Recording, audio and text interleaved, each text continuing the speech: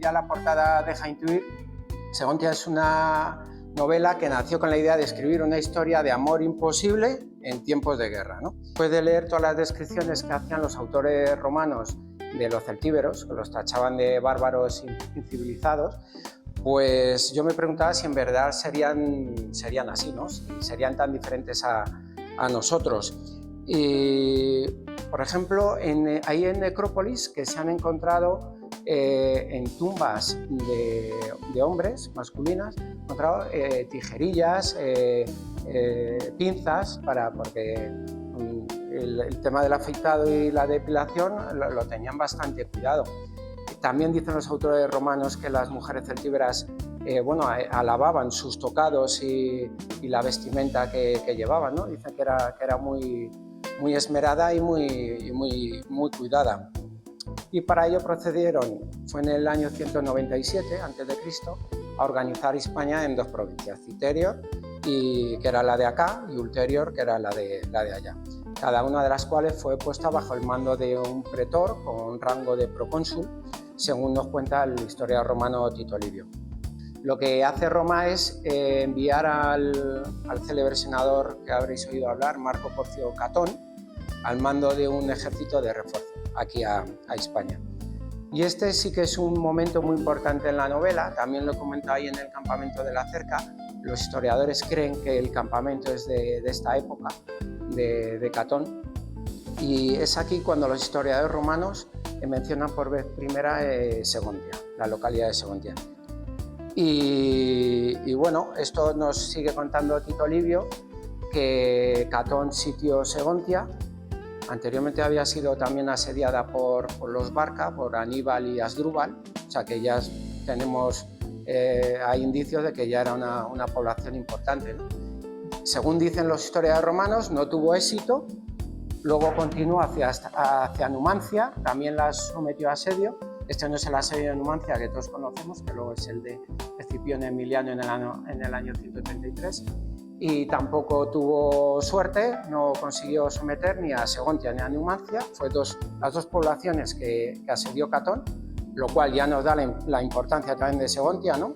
Dos poblaciones, Segontia y Numancia. Y ya volvió hacia Garraco, ¿no?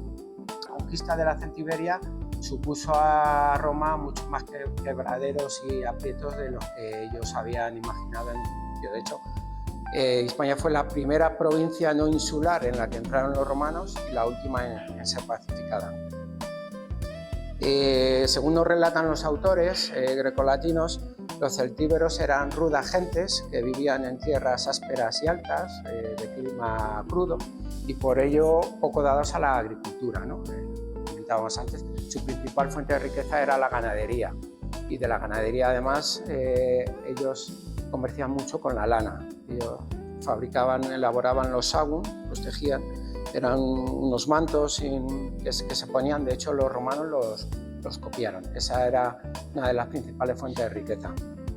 Eran unos guerreros extraordinarios para quienes la única muerte digna era la ocurrida en combate. Además, a los guerreros, por ejemplo, los dejaban muertos, no los enterraban,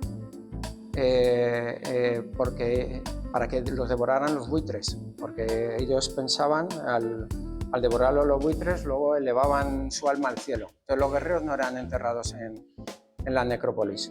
Grosso modo, y para hacernos una idea, la Celtiberia se extendió entre los ríos Ebro y Tajo, ¿no? Grosso modo, abarcando las tierras de la actual provincia de Soria, de Guadalajara y de Cuenca. Bueno, luego también cogido de La Rioja, Zaragoza, etc. Y una cosa que tenemos que tener en cuenta es que en lo que actualmente es la provincia de Guadalajara no solo estuvieron los celtíberos, sino también los carpetanos, ¿no? La frontera más o menos discurría entre Jadraque y Cifuentes. Ahí, los carpetanos ocuparon la Campiña y la Alcarria, y los celtíberos las Parameras y las sierras de Molina, que tenían un clima más frío y menos apto para la agricultura. También eran los celtíberos unos magníficos herreros. Esto ha quedado reflejado en muchísimos textos de los autores romanos que ensalzaban la habilidad de los celtíberos con los metales. Pero bueno, este no es el único motivo por el que Talicos, el protagonista de la novela, provenga de una familia de herreros. Si bien el dicho oficio era uno de los más afamados y admirados también en la celtiberia. Con ello he querido rendir un tributo a mis antepasados, que fueron todos herreros. Incluso la forma la recreo en que falleció mi bisabuelo en la fragua. Bueno, ya para concluir, sí que me gustaría compartir con vosotros el desafío tan grande que ha supuesto el intentar, sobre todo, recrear el pensamiento y el modo de comportarse de nuestros antepasados los celtíberos, ¿no? El hecho de imaginar cómo sería su día a día en los poblados y ciudades. Ha sido un reto apasionante, pero no por ello fácil, porque además he dicho de que hay muy poco escrito sobre ello y muy poca literatura también ambientada en esta época. Se trata de una civilización radicalmente distinta a la que después se acabaría imponiendo en Hispania, ¿no? Con la influencia romana. La heroica resistencia de los celtíberos frente al invasor romano provocó que pasaran a la historia como un pueblo valeroso, aguerrido, independiente, austero, ¿no? Son todo antecedentes de unos valores que ha forjado la idiosincrasia de nuestra tierra. Y yo soy de la opinión de que buena parte del carácter de un pueblo lo imprimen tanto el clima como el paisaje al que uno se haya enraizado. Y también soy de la opinión de que en la historia no hay puntos y aparte, sino que todo va dejando su pozo. Toda cultura va dejando su pozo. Es por eso por lo que creo, y con esto ya sí que termino, que pese a los 2 milenios que nos separan, nuestros antepasados no podían pensar, reír, llorar o amar de forma muy diferente a como lo hacemos nosotros ahora.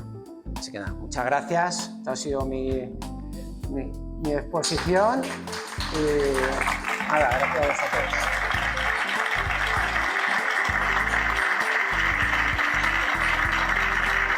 Gracias.